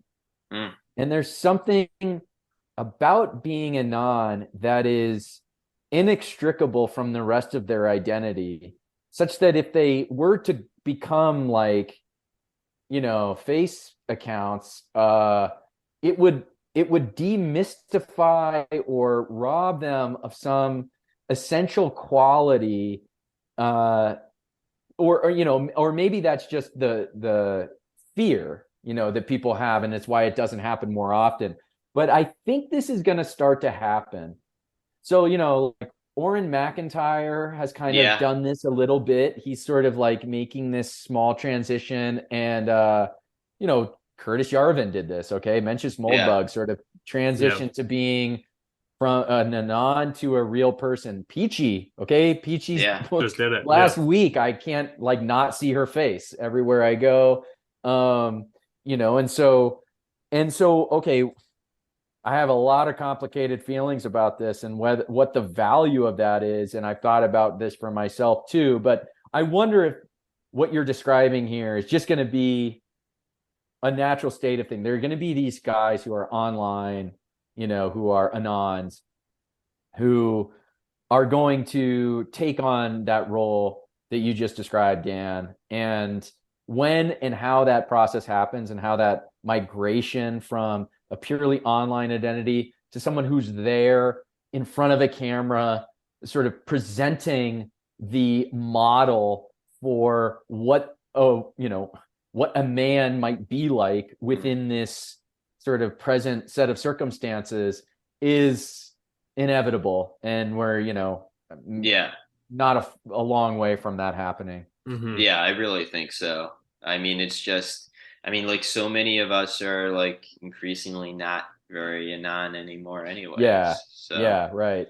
Like, it's a tricky thing though. I mean, it's one of the maybe you kind of just articulated this, but one of the major factors I think is doing events like what we did on May 18th here in LA, and like the Passage event in New York. Obviously, there was also just a Delicious Tacos reading in New York. These in-person events are getting more and more common, and the question of how you remain anonymous at them, because thankfully this I don't think has really happened yet, but anyone could go there with a camera, maliciously or not, and then all of a sudden there's your face online, and if it's online one place, it can be replicated. So it's a tricky thing to navigate. I want to say something, which is that while I think we're headed in a good direction, we are not at the point where anybody who's young should be and sort of uncertain about their situation and future should be doxing themselves unnecessarily. If they are going to be wanting to say what's on their mind, like online. I mean, if you have the proper constitution to do that, whatever, but I think that it's important for people to understand that there are still risks. And that having the wrong set of beliefs and articulating them in a way that's, doesn't fit this very narrow set of vocabulary that the cathedral has carved out for us can really fuck up your future. And so I don't, when it comes to our events, for example, and BAP has talked about this. BAP tweeted something about this, like, I think he said, be careful about feds, or, there may be feds. And I think that's probably true. And so I think people should be, you got to make decisions for yourself. And if you're established, or there's a part of yourself that wants to be involved in this, and, you have strategies for keeping yourself sane and protecting your personal interests and your family, then so be it. But short of that, there's very good reason to be cautious and very little reason to be sort of flamboyantly doxing yourself. Exactly. Well, and it doesn't have to be flamboyant is one thing. Sometimes in the anon versus not debate, the substantial middle ground gets kind of covered over. I mean, you can show face sparingly. You can do things in person without putting your picture online. You can be fairly open with your face without using your real name. There's a lot of middle ground. It also depends totally on the kinds of things you want to say, because as we discussed earlier, not everyone is saying overtly political stuff. Now, someone like Delicious Tacos has to be careful because his writing is controversial for reasons that are not explicitly to do with a political ideology. We're all here in reaction to something, in reaction to the cathedral, and therefore there's always going to be risk. But people have different degrees of risk. You shouldn't necessarily be, citing things that are really, I think you guys get my meaning. But at the same time, don't underestimate their ability to malign you through, mere guilt by association. Of course. And so merely being in the same room as someone who has said something bad in the past is equivalent to you having said it. And I mean, we have like examples of this, even in Trump's president. Darren Beattie got kicked out of Trump's cabinet because he went to a conference at the H.L. Mencken Club. Okay. There are people in real life who, if you, search their name or something, there's articles talking about how they're quote unquote white supremacists and this and that, and whatever terms are used just to sort of automatically discredit you and disqualify you and prevent an employer from ever wanting to hire you, not even because you might believe those things or have ever said anything close to approximating those beliefs, but because it's more hassle for the employer than it's worth. And I mean, don't put yourself in that position. And just going to an event, to look, go to the event, just be incognito. You're just some guy there, and maybe you have an account with a few thousand followers or whatever, and there might be some temptation to kind of like whisper, hey, I'm this guy or that guy. But, try to have some discipline. Just if you want to be at these events, be at the events. Now, if you find like-minded people and you trust them, and then that comes to a point where you can share these things, fine, so be it. I'm not saying like be paranoid or walk around like we're in there's Stasi walking around or something, but just have some discretion, that's all. One thing I would advise on the flip side of that is young people who are choosing their careers, choose a career where there is an option down the road for you to become an entrepreneur, a small business owner, independent, even a large business owner. And then you will find that your freedom is, if not complete, close to complete. I mean, like, you know, I suppose the government could shut down my bank account, but other than that, like, I'm pretty good. So, like, if you know, you don't have to be a lawyer or a doctor or whatever, you know, you can pursue a trade. You can pursue, just as long as you build a business and have clients. I guarantee you, you know, if you're an electrician, you know, your clients or you know, are not going to care about your political beliefs. That won't even come up. It's just, you know, you just get into a position where you do not have to sit through DEI seminars, where you do not have to worry about, like, you know, if you're calling people the right pronouns. And then, like, suddenly, you know, you've kind of scored a big W over so many different aspects of your life, because, like, you're kind of not even in the longhouse anymore. You're wandering around. I wish 10 years ago, instead of let's just say joining the cathedral, I would have just moved to like a small town and bought like a local gym, you know, and that like that would have been my life, and could be my life now, and I'd be doing fine and could make whatever decisions I'd want to make, and perhaps I'd be doing precisely the same thing I am now, but with a level of security that I don't currently enjoy, you know. And so I totally agree with that message. On the other hand, if you're a daring sort, you know, and you have some interesting ideas and want to try to go infiltrate the cathedral and sort of work the system from the inside out, or think that there may be some long con, you know, long-term benefit to getting in there and making those connections, you know, maybe there's a place for that too. True. Yeah. So just know yourself, you know exactly who you are, what you want, and what matters to you. Very far from a one size fits all. If stability is the key, if you want a little bit of money, if you want exit from the longhouse, and to sort of be the master of your own destiny in a sense, small business ownership is the best thing you could possibly do. 100%.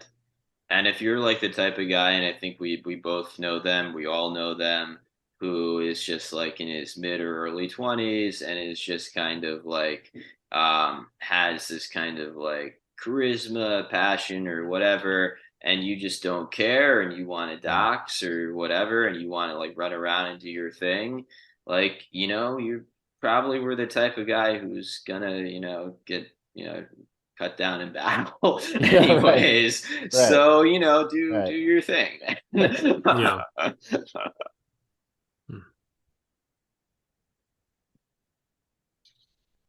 Well, before we wrap, definitely wanted to ask about kind of what's next for Passage Press. I was kind of looking, I have the compendium right in front of me just by coincidence, and I see them kind of on your back shelf there, Lomez, and I'm just thinking, like, not to blow too much smoke up your ass, but like, man, these books are really beautiful. They're beautiful, and there's something luminous about them. I don't know if that's a silly word. But this one, and also Curtis's book, they're better made than regular books. Thanks for saying and I think that's part of the, and I think that is a genius move, because I think that a lot of other sort of self-publishing, people who've self-published their books and smaller presses, and I'm not knocking anyone, because these are presses that I've published with, that Dan's published with, that we all publish our books to this. You know, they look like they were made on Amazon, which is fine. But it's almost like they're kind of a real book, but not quite. But then to do the opposite and to make something that looks better than a real book is this, I think, genius aesthetic move of it's like a we're winning moment, because it's a step ahead. The aesthetic mirrors the content, because it's like, this is more real and more honest than what you're getting from the culture industry. So I just wanted to pay that compliment to Passage, and thank you. I've heard some things, obviously, helping plan the event last month in LA with Passage. I'm not sure how much of this is public knowledge, but I've heard some of the plans for upcoming books, and they are elaborate. They will be further in this direction of very beautiful books. So I'm happy to elaborate on some of that. First, thank you for saying those things about the quality of the book. That's very important to me personally and to my partners. And I just like nice things. I want to surround myself with nice things. I want to be in beautiful places, surrounded by beautiful art. And so having good looking books is just important to me. Okay. And I think other people too. I think surrounding yourself by nice things, beautiful things, even at some cost, like that's what you should have your money for, by the way. But even at some cost will make your life better. Okay. Surround yourself with nice things. Do not surround yourself with shit. Get out of the pod. Live in nice places and surround yourself with nice things. So that's one. I want it. That's very important to me. It has a cost. Okay. It makes things go a little slower on our end. So like the rollout of our books just takes longer because there's all sorts of other sort of considerations that we need to make around design, which is fine. It just means we're moving at a bit of a slower pace. So next up on our slate for publication is Steve Saylor's anthology. This is going to be, it started out as one volume, but in our back and forth with Steve, he's got so much good stuff that it's going to fit into 2 volumes. And so the idea of this is there's a lot of guys who have been following Steve for a long time. I'm among them. Like I've been reading Steve since the early 2000s. But a lot of people have just come in contact with him over the last few years, or even early, more recently than that. And or there's like, oh, I got a friend who's kind of like right on the edge of things, but he's not quite sure. What do I give him? How do I like introduce him to some of the ideas present in our world? And so the idea of this book is to be a kind of Steve Saylor primer, to get people on board and to just sort of consolidate his massive corpus of work into something that's digestible. So that's going to be, we're just finishing the final bits on the manuscript. That's going to be released in a high-end cloth-bound edition in probably September. Awesome. And we're going to do some events around that as well. People who buy that book are going to have access to some private events with Steve. Awesome. And then there's going to be a standard sort of trade rollout that comes in Q1 of 2024. We have our second Passage book. I just received the first galley proofs of that today. Those look great. It's just one last phase of edits. We're going to get the preprint started on that, the pre-sale started on that very soon here. We're going to do similar to last time. There's going to be a high-end edition. We're doing a kind of framed, it's called like a card cut insert on like a cloth-bound hardcover with gilded stamped lettering and stuff. It's going to look really nice. So that also is going to be sort of premium version of the Passage that's going to be associated with a live event where the purchase of that book is going to come with a kind of token that grants you access to a private event that we're going to have. We're going to invite winners to do readings and just have like, a place for people to hang out. So that's going to be a limited print run. And then we'll do a second print run after that's complete. We have a Nick Land book coming out. Yeah, so we're going to be as soon as I'm done with these Saylor drafts in the next, the Nick Land book is going to be my July project. So I'm going to put together a draft of that, hopefully get that approved by Mr. Land, and then get that started in print relatively soon. We're going to try to move pretty fast on that one. Great. Amazing.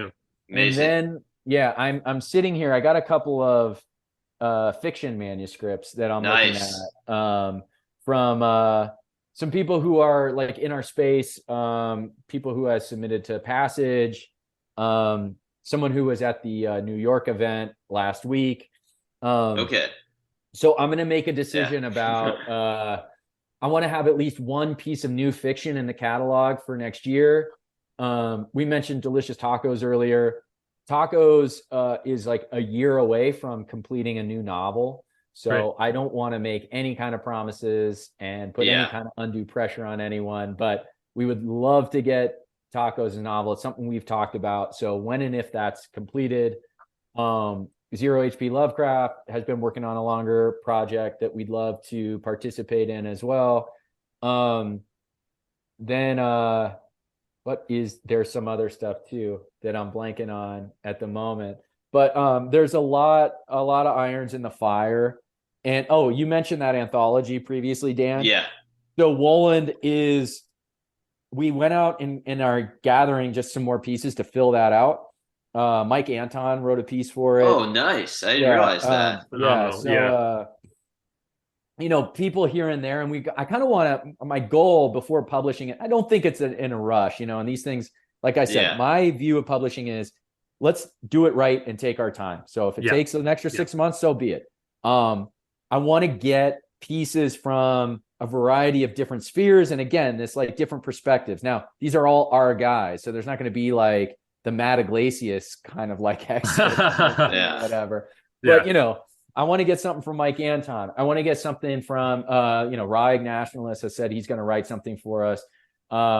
Zero, these different people in different spheres. Dan, you've written something for it. I Matt, did. I don't know was where you're at on this. Non-horny. Okay. I made Woland to promise it would be not horny, and so but I think it's still good. Nice. And so I'm excited for that, and that'll be a fun book to put together. Oh yeah, and then Curtis's book. So we have Unqualified Reservations Volume 2. That's going to be my August project. Great.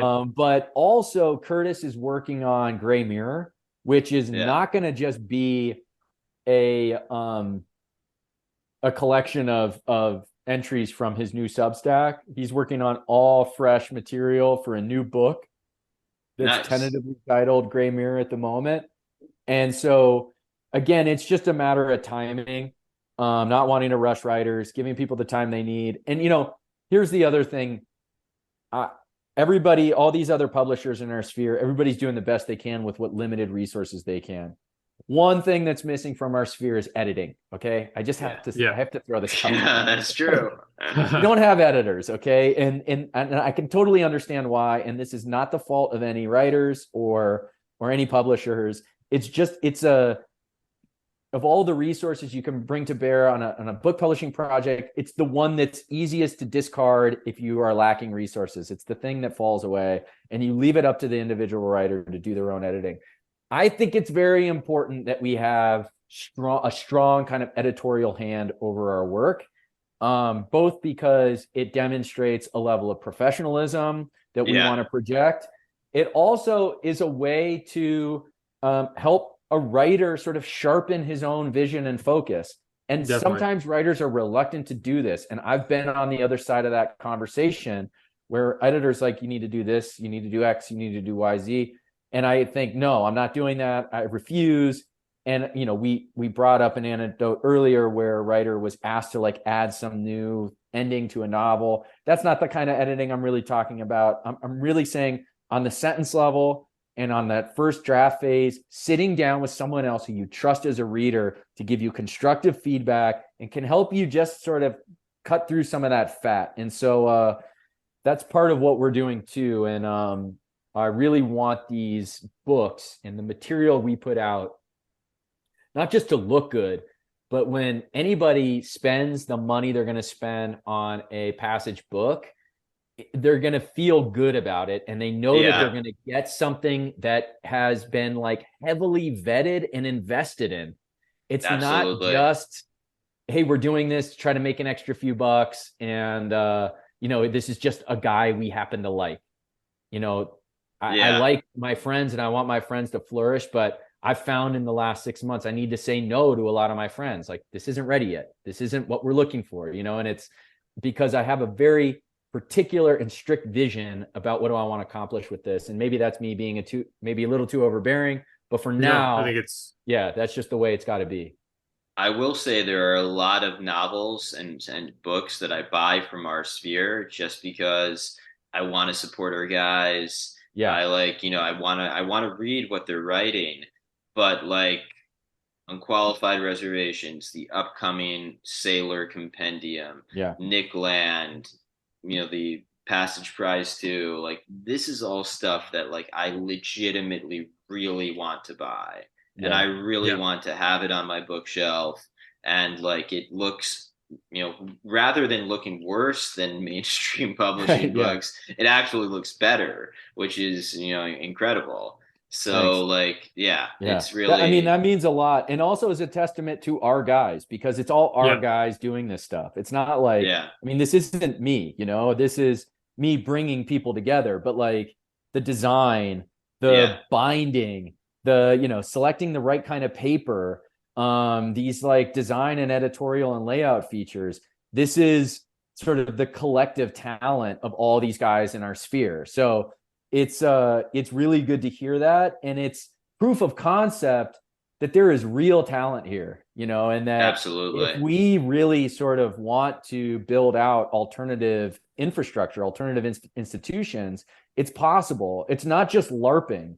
Again, these are people who are highly competent, highly capable, have executive ability. And hopefully, I mean, the one missing thing still to some extent, not altogether, is like financial resources. Okay. Yeah. So Yeah. enticing like the donor networks, such as they are, who are sympathetic to what we're doing, to cut us some checks so we can get this stuff done. And we've made a little headway on that, but it's going to require a little bit more buy-in. And maybe my thing is we just keep making good stuff and that'll happen. But I mean, like also the tie into these real world events, like, so, in my, career, my experience, allowing people access to openings and what have you, investors will invest sometimes substantially just to be in the room. Right. Just to be in the room where a cool thing happens. And to have like the person who organized it be like, and this guy made it happen. And and he did because he, his money helped make it happen. Yeah, And it's not an insignificant part of this equation, Yeah. and they deserve some credit and courage for, putting some skin in the game. And yeah, it's easy for us to say, oh, they got a ton of money, so what's another check for X amount? But I don't take that lightly. Like these are people who deserve part of this credit as well. Absolutely. Sure.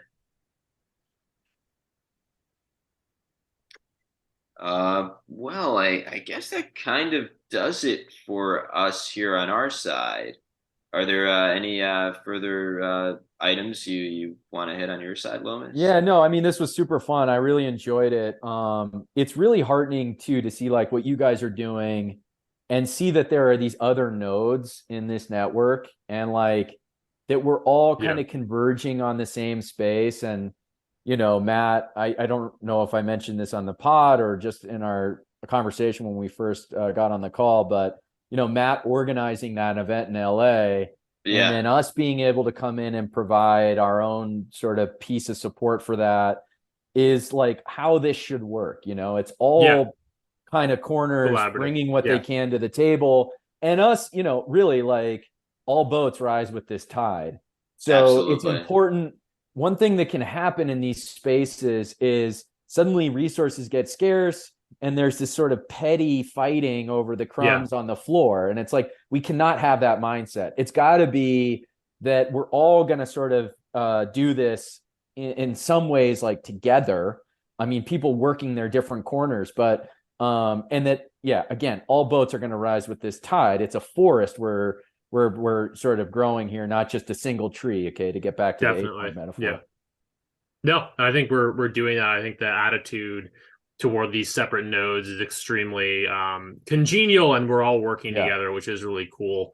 And I mean, not even to speculate on the past, but something that has really been lacking a lot of the time in what you might call the dissident right or the online right. It's infamous for infighting, but I think maybe, I think we have good people at the helm of a lot of these projects. And I think that helps a lot. And I think also just the nature of what we're doing. We're spreading culture. We're bringing, fantastic works of art into the world. It's not all an egoic power grab to be that leader figure. It's something, there's a sense that we're all building something. And I think that's what makes it flourish. Yeah, absolutely.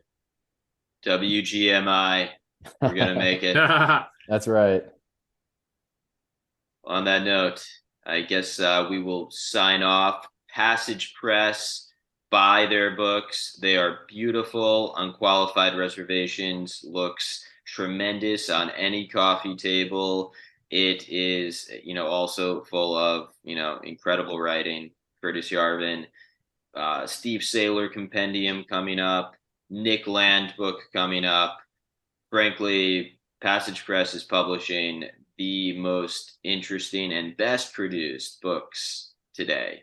So you guys got to check them out. That you means buy a lot. This stuff. Appreciate that.